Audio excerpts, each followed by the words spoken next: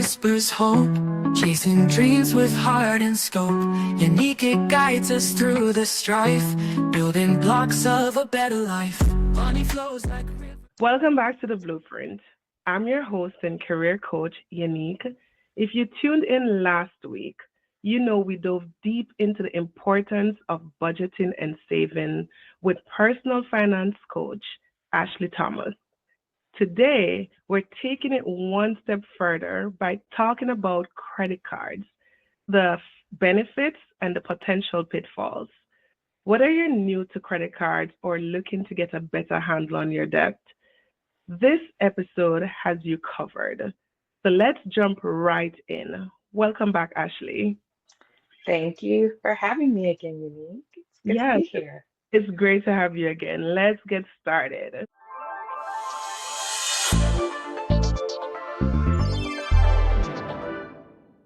So, last week we had a great conversation around budgeting and savings.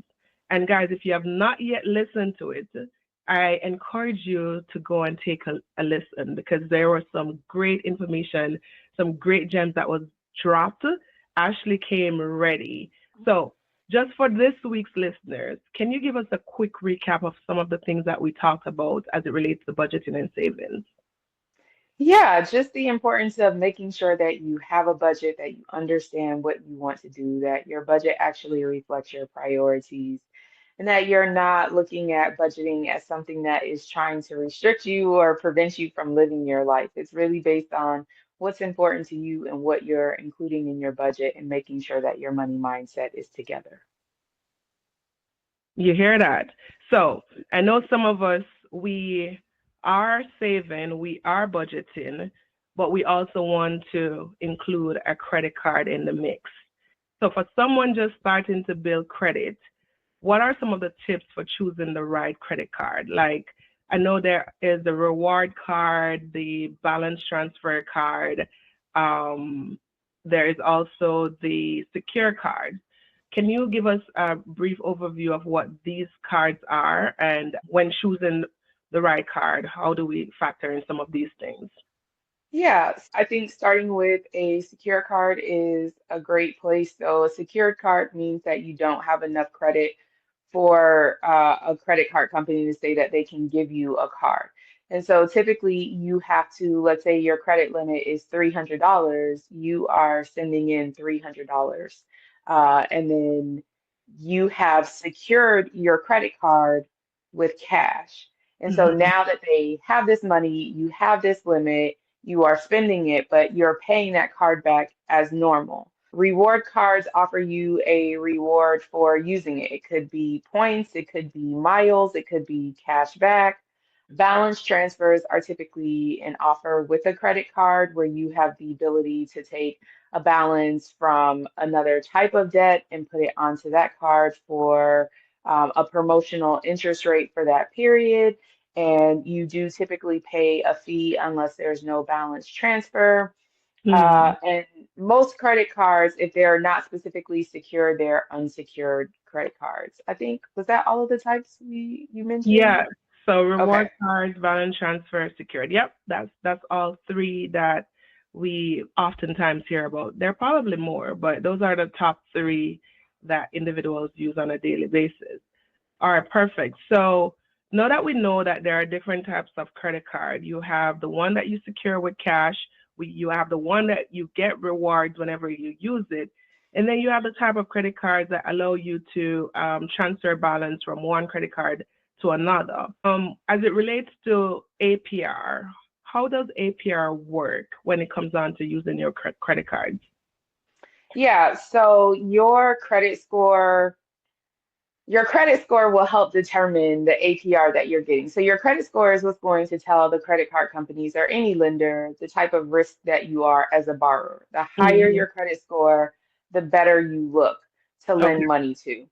And so if you have a higher credit score, you're able to secure a lower interest rate. But like right now, we're in an inflationary period. So everyone's interest rates are relatively high. So seeing double-digit interest rates is not unusual this time of year. It Mm. could be that, like with your credit score, you're getting an 18% credit rate APR, but someone that doesn't have a really great credit score, maybe they are at 35% or Wow. 25%. And so the APR is going to vary just based on how your credit score is. But as it relates to your balance, what they do is they take your APR, and Okay. if you divide it over 31 or 30 days, however many days are in your billing cycle for your credit card, that's going to tell you the interest that you're being charged on a daily basis. So Oh. whatever your credit card limit is or your balance is at that time, let's say your balance is $100. There's 30 days in your billing cycle. And so they look at your balance, they take your APR that has been divided over the 30 days, and they charge you every single day that you have a balance. And then Oh. at the end of the month, they total up how much your balance, your daily interest rate is, and then that's the interest that you pay for the month. And Okay. so last week we talked about making biweekly payments on your credit card. If you can reduce your average daily balance that you Mm, have on your account, it's going to reduce the amount of interest that you're paying because it's not the same balance to have the same amount of interest. okay. Okay. That's good information. So guys, the key here, don't wait until the end of the month to pay on your credit card. Absolutely. If you have the money, pay bi-weekly, as she said, or even weekly if you have it. If you get paid on Yeah, a weekly basis, just go ahead and absolutely. perfect. Because then the interest is being added on a per day basis based on the balance that Exactly. you have. Awesome. All right, that's great. But you mentioned credit score. In Jamaica, so for my Jamaican listeners, back in the days when I was there, we didn't focus heavily on credit score.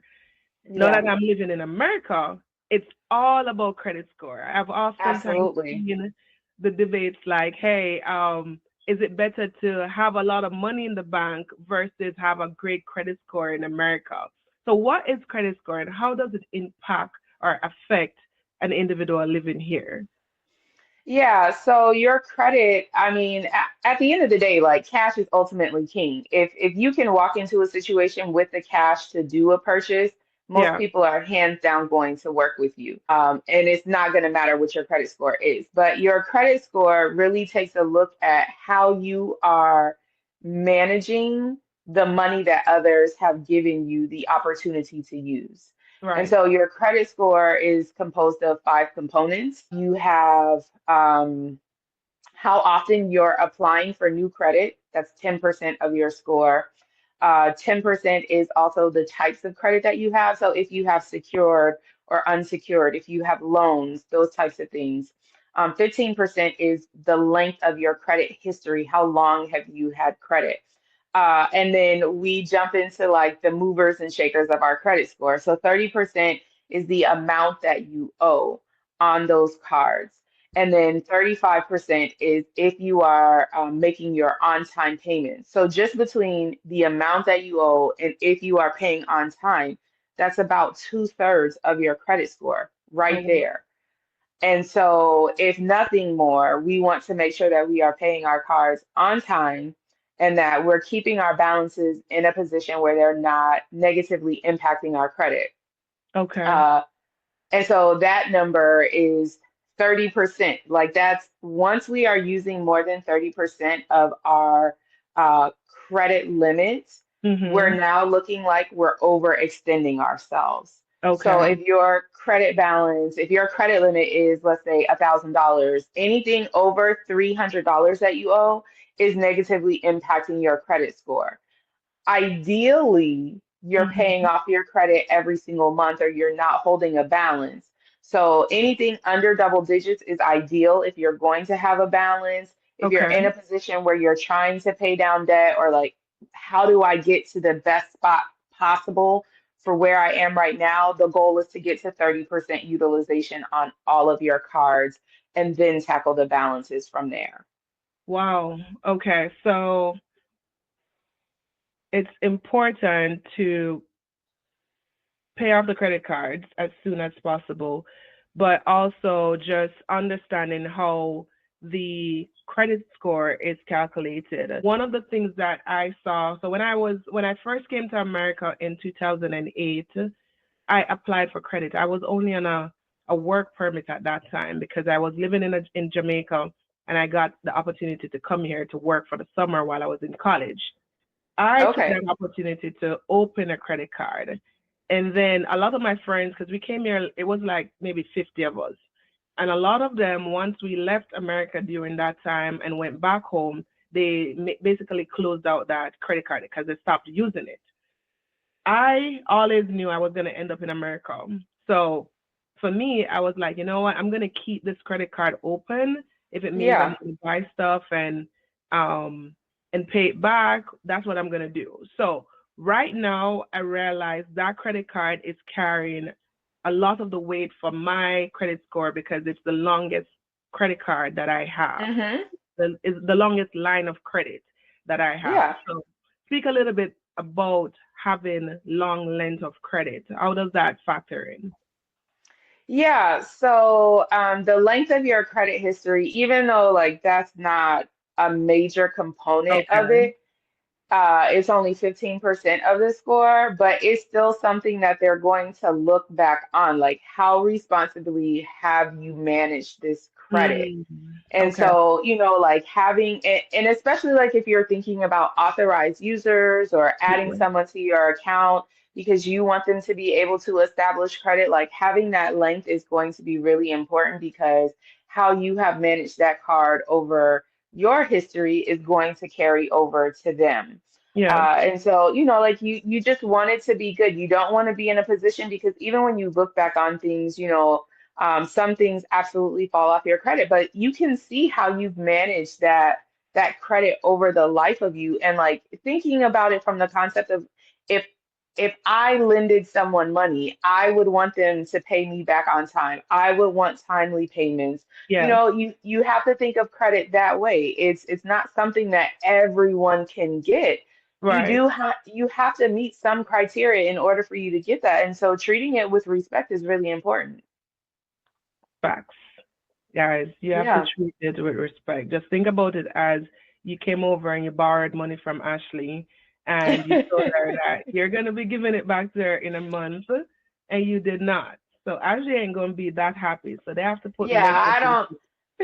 You're I not don't going to. even loan money. I know myself. That's already one of my hard boundaries. I don't loan money because I look at it so differently than most of the people in my life. So I Yeah. don't even want to get my feelings hurt.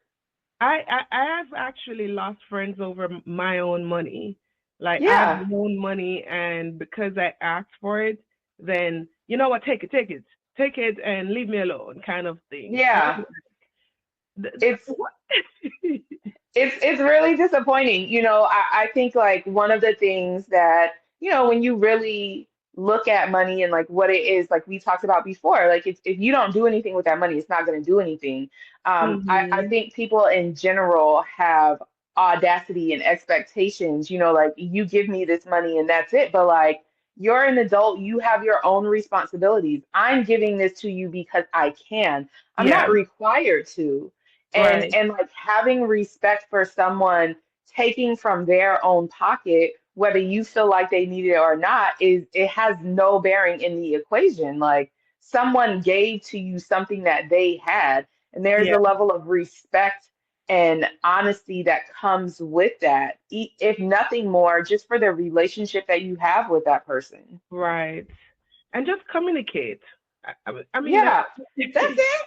Let me know it's not gonna be on time. You're not gonna have it on the first. You'll have it on the 15th. I can understand that. Being proactive Yeah. around money, especially in relationships, is just so important. But like people don't want to have conversations around money. People don't want to talk about the things that come up with it and the Yeah. positions that they're in, and it makes things very uncomfortable. Yeah, I understand to an extent because I'm not like that. I understand why they don't do it because of the embarrassment, but people are gonna be people, and guys, if you borrow money from someone, don't take it for granted. Try to communicate with your Absolutely. bank back on time. So it's the same thing with the banks. They penalize you for taking their money and not paying it back. Yes. Another thing that we see is, okay, you take $1,000, and of course the intention should be to pay it back as soon as possible, but instead you find yourself saying, you know what, they require only $15 a month. I'm just going to pay the minimum balance. I'm not going to pay everything off. I'm just going to continue to pay that little small portion, but you're carrying that long debt. Absolutely. How does it impact overall balance and what they use from the credit card? How does it affect it? Yeah, I think like what people don't understand is like you want freedom around your money, and freedom is not minimum payments. And so like if you actually do the exercise of like taking your APR, keeping track of your balance every day on your credit card, like Mhm. you'll see the majority of the payment that you're making towards your credit cards is just interest. It's Yeah. beneficial for us to pay off our balances on time. One of the things that really frustrates me the most is when people take advantage of those promotional things like buy your complete living room set and no Mhm. payments and then 0% APR for 36 months. And people are like, oh, I have all this time and I'll make the minimum payments, Yeah. not thinking about like life is going to happen. Yeah. Just just because you got this new living room set or this bedroom set does not stop life from being like, oh, well, we know you have these 3 years, you're trying to pay this off. We won't send any emergencies. Yeah. Things are still going to happen, and you have to plan for that. Like in those instances, I like to think about, okay, if my minimum payment is $80, Mhm. what is the amount that I actually can afford to pay, and what is the amount of time that I actually want to do this? Like I always, and I take advantage of, I'm doing that for my sofa right now, right? Like I got my sofa from Haverty's in I think February or March, and I have 3 years to pay it off. Yeah. It's going to be paid off next year. All things remain constant, it'll be paid off next year. But Yeah. I approach it from the concept of like, how much can I actually afford to put towards this? Because I know what it feels like to only have minimum payments, and Right. those minimum payments are hundreds of dollars.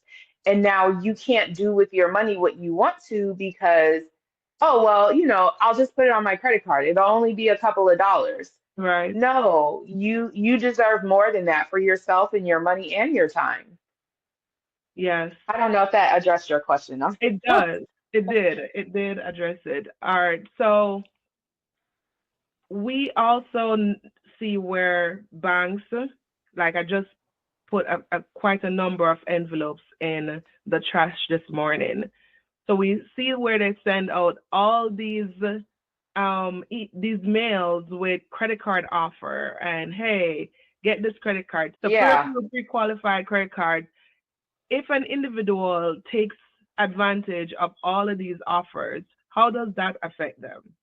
Oh yeah, that's going to negatively impact you. So when you apply for credit, and it's a hard inquiry, meaning they're going to pull your credit and look at everything. It takes 2 years for those to fall off. And so Mm, this is not something that's just sitting on your report that one time and then you're done.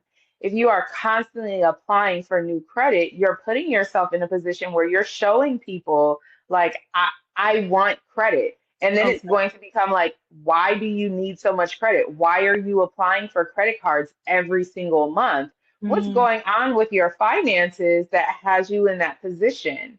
And okay. so applying for credit should be something that is strategic. It's not something that you should be doing every single time. When Okay. you're talking about car loans or mortgages, there's a window where you can be shopping for things and it doesn't negatively impact you. I think for cars, it's like 14 to 30 days. For mortgages, I think it's also like the 30 days, Hmm. but that's your time to shop around for those. For credit cards, it's not the same. You don't want Oh, things that are going to negatively impact your credit. And constantly applying for credit is a no-go. Like I personally, my credit is frozen. It stays frozen. The only reason I'm ever unlocking it is if I know I am absolutely going to apply for credit, or Okay. I need that for a credit check. Like I had to unlock my credit in order for me to get a company card. I'll do Mhm. it in that instance. But like outside of that, my credit stays frozen. Wow. Okay. So opening credit cards affects us. What Yes. if you have like 3 to 5 credit cards that you do not use? You never even activated them, some of them, or you've activated it, but you're not really using it. If they choose to close those credit cards, does it increase their credit score or will it impact it in a negative way? Yeah, it will negatively impact your credit score, right? Because it's so overall, if you have 5 credit cards and those balances are, let's say, $2,000, your overall credit extended to you is $10,000. Okay. And so when you are talking about if you owe, let's say, $1,000 overall, that's Mm-hmm. 10% utilization on your credit. Now, Okay. they take away, let's say two of those cards get closed. You're at 8,000. You Uh, owe that 1,000. It looks like you're using more of your credit overall because you have less credit that is extended over. So yeah. it's not just about the individual card, it's also how it looks overall because Okay. those are things that we can be strategic around. Like for people that are trying to get out of debt, credit card debt, and like I ask them, do you trust yourself? Yeah. Because part of what you can do is be requesting increased credit limits if you're trying to pay down your debt. It sounds counterintuitive, but Yeah. if you are maxed out on the majority of your cards and your utilization is at, let's say, 90% for all of the credit cards that you owe, and Yeah. you can gradually just start getting more credit, that utilization might drop down to 75% or 60% because the overall credit is expanding. And Okay. so you have to think about like, do I actually need this credit? Is there a reason that I'm trying to get this card? And what's the reason? How is it going to benefit me? It has to be more beneficial than you Yeah. just wanting it because, oh, I can get cash back. Okay, you could get a cash back debit account. Like there, Discover offers a cash back checking account where you use your debit card, you're going to get cash back. It doesn't Yeah. have to be a credit card. So there has to be a reason and a purpose why you're doing that. Okay. So you mentioned the cashback. So I want to dive a little bit into what the rewards look like. So we can get cashback, we can get travel points. I think some give grocery, I'm not exactly sure. But you also get purchase protection. Can you speak a little bit to each one of those points for me? Yeah, so I think like there's a lot of different cards out there. There are the cashback cards where you spend a certain amount and they give you 1% cashback, 2% cashback on your purchases. Some of those it'll roll directly into like a separate account that holds it. Other times it'll be an amount that's credited to your statement. Yeah. You could be getting points and it varies across categories. In one month you might get 6% points on, what you spend on groceries. And the next month it could be two. You could be looking at earning miles or points for a specific hotel carrier. It could be that you are getting another type of reward. And so rewards can absolutely be beneficial if that's something that you're looking for. If you're someone who really enjoys traveling and you want to utilize that, there should be a plan for it. It shouldn't be that you're just charging everything and not paying it. Okay. Like when you are using a credit card, you should be treating it like you're going to replace that money. It's Yeah. not just for you to use it.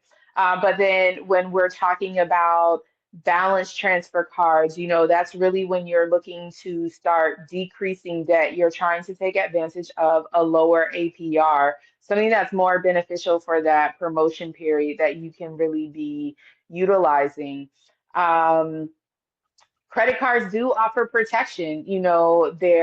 That's one great thing about using them for purchases or travel, knowing that you have that built in with my American Express. I automatically get Yeah. rental car coverage. I have to Hmm. decline it at the rental car company, but American Express is going to charge me $26 in order for me to have that. And so, Okay. but that means that you have to understand your perks. You have to understand all that it entails. And if you're not doing that research, then you're not really getting a credit card responsibly because you don't know all of the benefits and the perks that you have.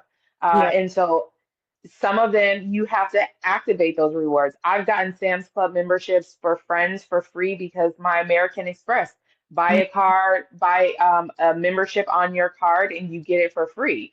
Oh, Like all of these things, but you have to know what the rewards are, what's required of them, how they are assessed, or how you utilize those benefits in yeah. order for you to truly take advantage of them. That's good. So when it comes on to balance transfer versus taking out a loan to pay off your credit card, because I think if you have, let's say, five credit cards and you have a balance in each one of them and the interest is starting to accumulate, you may start to think, how can I get this all in one account so that I'm Hmm. only paying back that one as opposed to five different places? Some people will take out a loan, some people will find a credit card that offers balance transfer. What's the best approach and what are some of the things to consider when looking into that? So best approach depends on the person. Yeah. If you're comfortable making those payments, I say stick with it. If you need to roll it into one, Mm-hmm. that also makes sense. I've done both. I did terribly with getting a personal loan. And so the one consideration I would tell anyone before they do a balance transfer, whether that's to a loan or to a credit card, two Mm-hmm. things you need to think about. One, what do credit cards mean to you, and like how did you get in this position? Because you didn't just get in this position because, oh, I had a credit card and I used it for the things that I needed. You either used that card and didn't pay it back, you didn't pay back enough, or you use this card knowing that you didn't have enough money but you wanted access to the money. And so like Yeah. you have to reconcile how you got in that position. But then two, you have to be prepared to see your cards at a zero balance and know that you won't drive those cards back up. So the Yeah. first time I attempted to get out of credit card debt, I did a loan. I used Mhm. it, I paid off my cards, and I was like, oh wait, I got all this money now on my credit cards, and I ran my balances back up Yes. and I was right back where I was. And so if you are not paying attention to how you got in credit card debt in the first place, and if Yeah. you're not prepared to see zero balances, it doesn't matter what method you use, you're going to be right back in the same position because you haven't gotten to the root of the issue. You're right. And it's not the credit card, it's something that you have to tackle. But then from there, it becomes about what's going to allow you to be most strategic. My last round, where I was successful in paying off my credit card debt, I used Hmm. balance transfers with credit cards. And I was able to do that because I think about the 30%. So even when you're getting a new card, let's say Yeah. you're going to get a new card, well, then you can only utilize 30% of that credit limit, right? Like you should not be just taking all of your balances from one card to the next card. It's going to take it off of that card and that'll look good. But what's going to negatively impact your credit is now that you have this new credit, you're maxed out already. It Right. is really a game of strategy. And so if you're going to be moving balances, get it to 30% on the next card. But is there another card that you're interested in applying for? Then it needs to be in that short window. It needs to only be those two. If you're going to do the personal loan, then so be it. Hmm. But remember, those balances are going to go to zero, and then you need to go ahead and put yourself in a position where you are paying off that card in that time, that you are putting extra money towards that. Yeah. And it's not just about, oh, well, I'm trying to pay down my debt. It's about recognizing what got you there in the first place. Right. That's very insightful. So thank you for sharing that. Last week we spoke about a lot of the saving habits and budgeting habits have to do with the mindset, right? Yes, So credit card is no different. absolutely. There are people who completely avoid credit card because of the mindset that they have towards credit Hmm. card. And there are those who see credit card as a way to get more from the credit card companies because not only are you purchasing stuff, you're also getting these benefits. I've accumulated what over $1,000 at once where I'm like, oh, I can use this to buy a plane ticket. So there are benefits in using it. And Absolutely.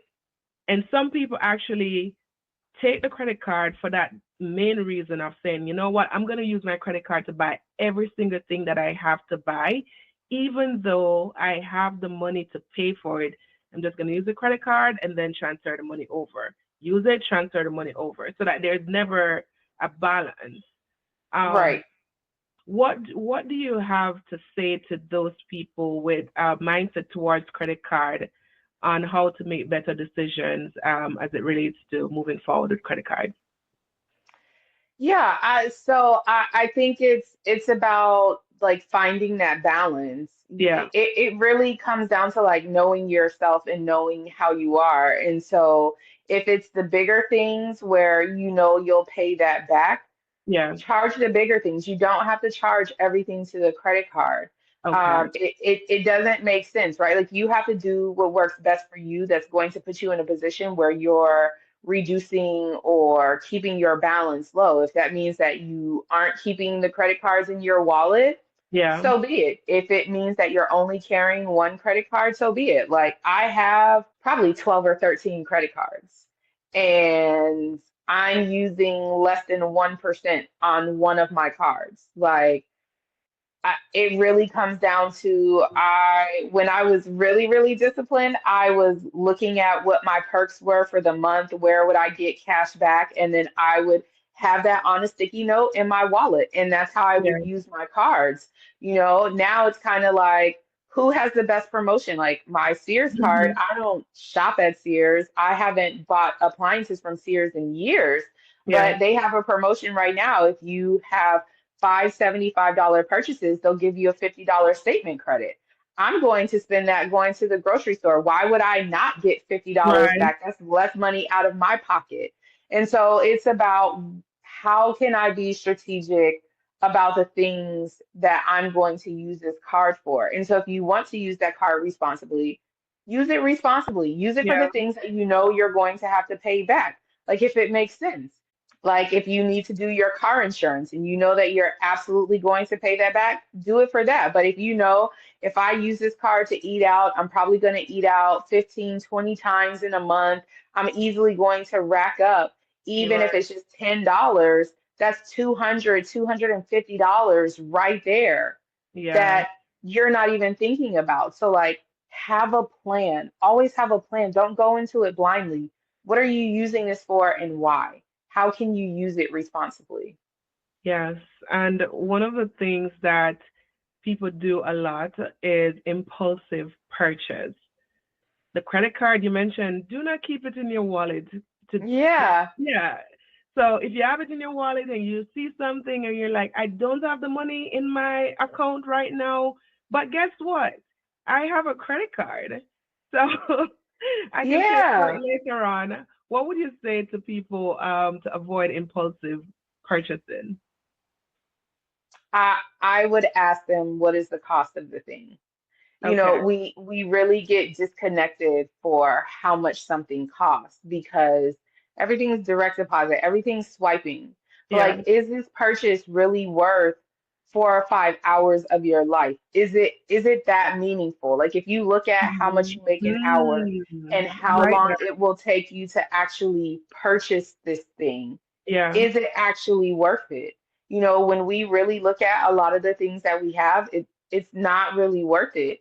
And Yeah. so you have to decide, is that a good trade-off? Is there something else that I could be using that money for? And people don't think about the trade-off because the want is such a bigger emotion than that Hmm. being responsible. Being responsible feels boring. Right. Being responsible feels like, oh, I can do it another time. Yes. until there's a moment where that responsibility, every single person has a moment where they've used a credit card, no matter what, and they've purchased something, something has come up and you're like, dang, I could have used that money. And Yeah. it went to something that wasn't important. Like those times are absolutely going to happen. That's not a, well, it might, no, it will. Mhm. And so is this important enough? Does it mean enough for you to put yourself in this position where now you have 6 or 7 minimum payments that you have to make on this item, or you Yeah. just exchanged 8 hours of your life to get this thing that you really don't even want. Like you want it, but you don't need it. Right. And I want to go back to something that you said. You mentioned not using the credit card for every single thing. Use it for the big purchases, the things that you can absolutely account for. And I will say that is great advice, guys. Yeah.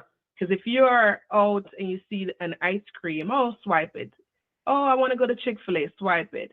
Before you know it, you have already swiped that credit card so many times, and Yep. you're not necessarily, especially if you don't have a budget in place, where you are taking track of what you're spending. And okay, I knew I budgeted for ice cream and entertainment for this week. Are you keeping track of how much you're spending? And are you keeping track of what you're putting on your actual credit card? A Yeah. lot of a lot of people don't do that. They're just swiping, swiping, swiping, and before you know it, you're over your 30% limit. You have you also do not have enough money in your debit card to transfer over because Yep.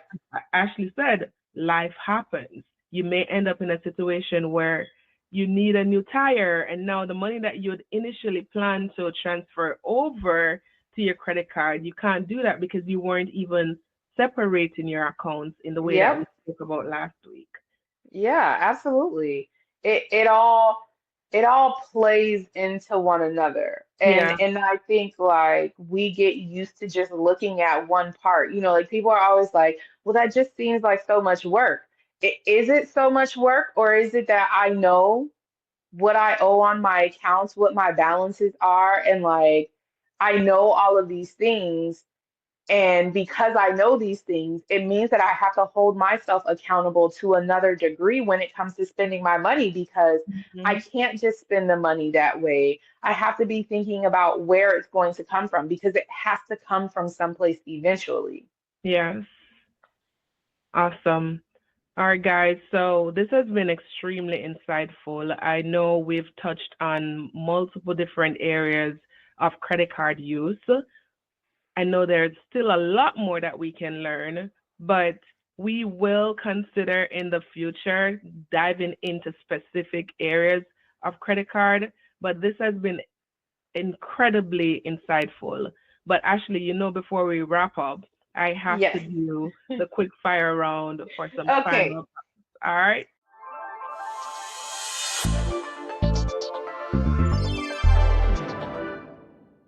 What's one credit card perk everyone should take advantage of? Okay, I'm gonna say two, but like choose the best one that works for you.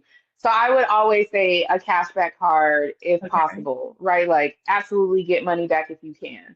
But if you are someone who likes to travel, I say find loyalty to one brand. I have the American Express Hilton card, hands down love it. I automatically get gold status whenever I am a Hilton Honors member, which like pays off because then I get like cash for food or drinks each day, depending on the property that I'm going to. But in addition to that, I get lounge access, and Mm, that is across the world. And so I went to Curacao with friends. We were all in the lounge hours wow. before our flight, drinking and eating and charging our phones.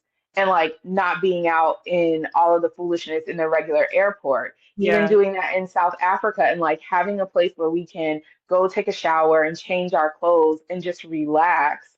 So find the thing that is most important to you, even if you're not there and you Yeah. love Amazon, get the Amazon credit card, 5% cash back on your Amazon purchases. For as much Yeah. as people shop on Amazon, you should absolutely be taking advantage of 5% cash back on your Yep. purchases with Amazon for that card. Hands down. Yes, I love my Amazon card. Yes. Absolutely love it. But I Yes. need to do something about getting that lounge access. I still don't have that. So Yeah. that's something for me to consider. I think I know where you stand with this one, but cash Okay. or credit card? What's your go-to for daily purchase? If you have the discipline, I'm absolutely going to use a credit card just for the protections. Like even with gas, like I got gas the other week and they put Yeah, a $200 hold on my account. And so, like I like knowing that if something goes wrong, my credit yeah. card company is going to handle it and it hasn't impacted my actual banking account. But if Hmm. it's like real time and I'm having to make a purchase and I have the cash versus the card, I probably still do the card and then just go ahead and make the payment because I want the perks. Right. And that credit card protection is no joke, guys. I've been a victim of credit card fraud before, Hmm. where someone used my card to purchase a almost $2,000 ticket to France. Wow. Yes. And I was able to get my money back from the credit card company without, they, of course, they did their investigation. So you can't just go ahead and purchase things with a credit card and pretend it as if it's not you. But Right. once it's a purchase that you didn't do, you stand a chance of getting back your money because of the credit card protection. So that's great. And I Yeah. know I asked you last week about a good book, but I'm going to ask again for one that is finance related. Any recommendation for the listeners? Um, I think if we're talking foundational, I would maybe go with Happy Money.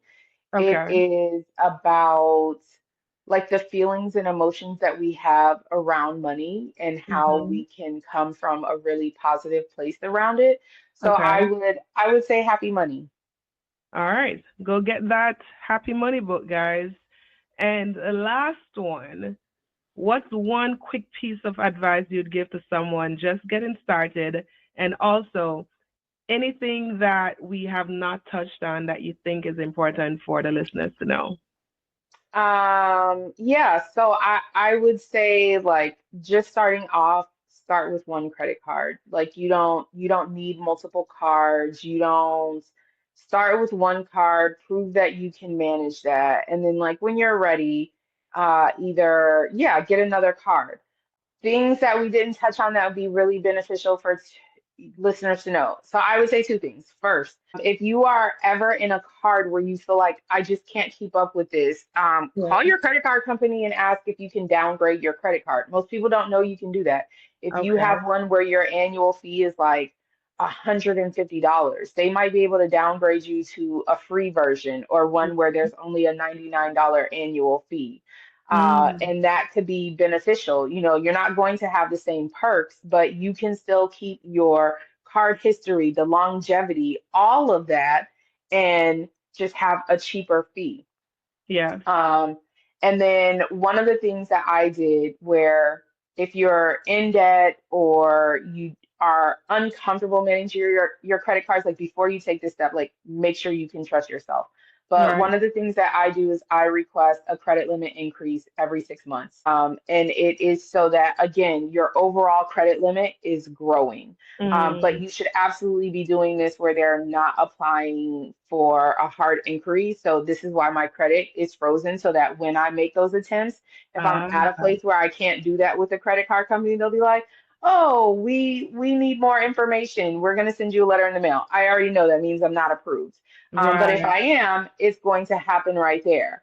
And so, if you are like trying to find a way to improve your credit score, you're not in a position where you can get your debt down as quickly as you'd like to, Yeah. consider increasing your credit score. It does not mean use your credit card for this More. additional credit limit. You're You're right. trying to give yourself breathing room on the other end so that you're pushing down your utilization. So those are absolutely two things that I would highly recommend. I love that. And that's very good information, very insightful, very valuable.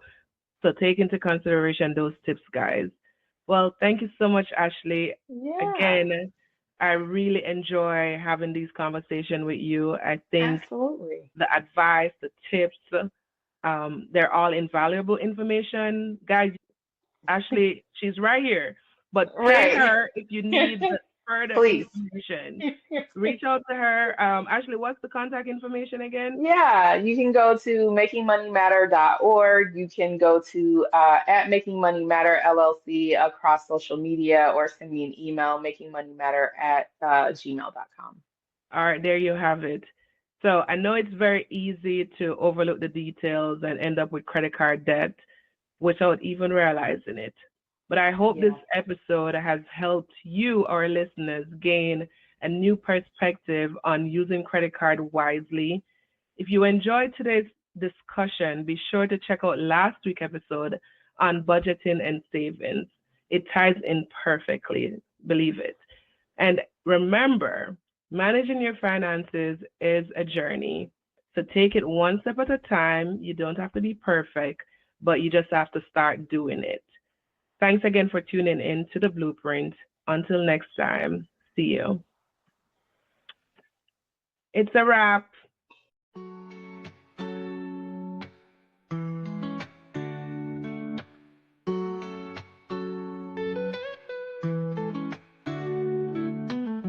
Wake up to a dawn that whispers hope, chasing dreams with heart and scope. Unique, it guides us through the strife, building blocks of a better life. Money flows like rivers wide, budget smart, keep your pride. Entrepreneurial spirit high, reach for stars, touch